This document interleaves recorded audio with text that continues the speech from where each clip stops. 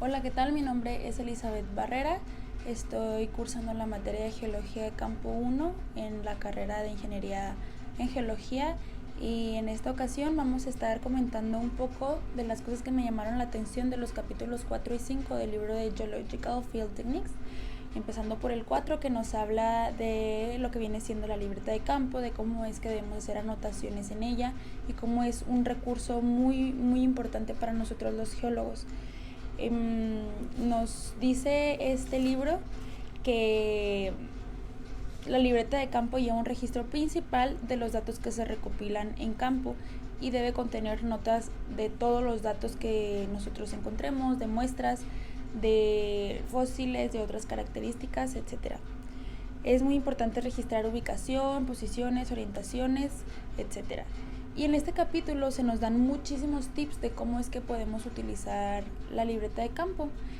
Nos dan tips de cómo utilizar las páginas preliminares, ponerle nuestro nombre, ponerle nuestros datos, poner incluso trabajos previos a trabajos de campo a los que vamos a ir.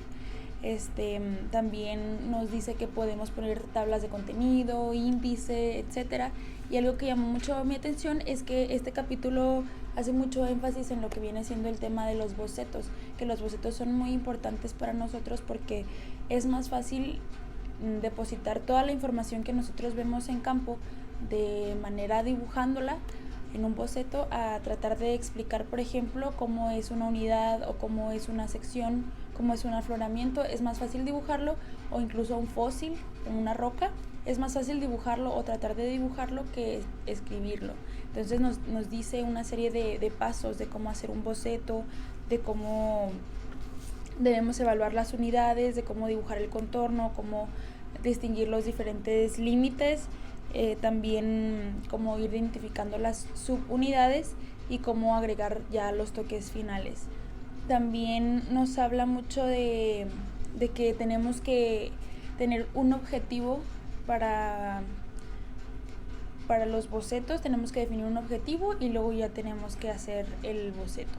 También nos habla de que tenemos que ser cuidadosos con el espacio, con las notas que hacemos, para no tener como un desorden en nuestra libreta de campo, y que todo el espacio y toda la información depositada ahí valga la pena para poder moverla ya de algún lugar de la libreta de campo a otro dispositivo más importante, o incluso vaciarla en un trabajo de investigación o incluso en una tesis. Es muy importante ser muy ordenados con este artefacto.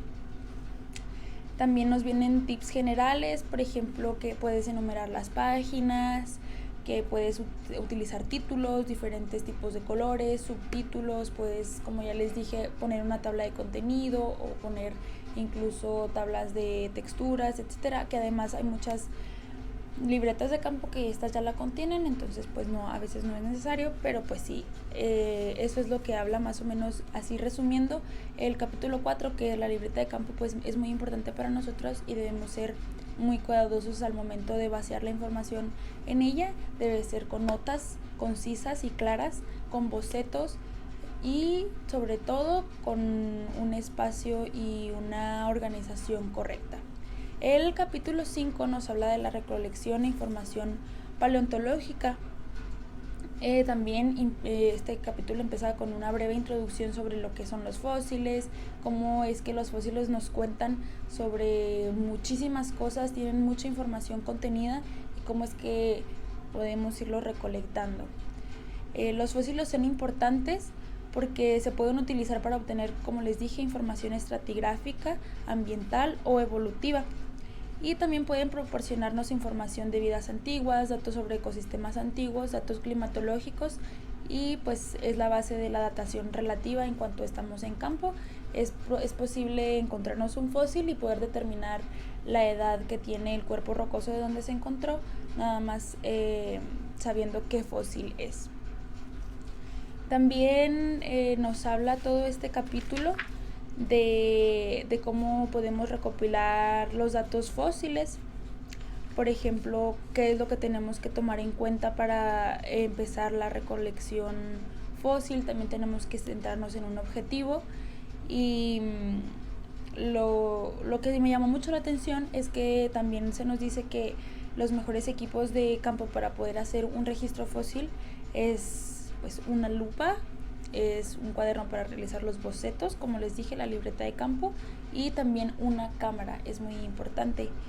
Y bueno, también si se va a colectar un tipo de fósil se necesitan saber cosas esenciales, por ejemplo, si el sitio está protegido por la ley, si es un área natural restringida o protegida, si es una propiedad pública, si se puede extraer el fósil de forma segura, y también si es necesaria la recopilación para ayudar a la comprensión. Esto quiere decir que si realmente necesitamos llevarnos el fósil de ahí para su futura comprensión y análisis.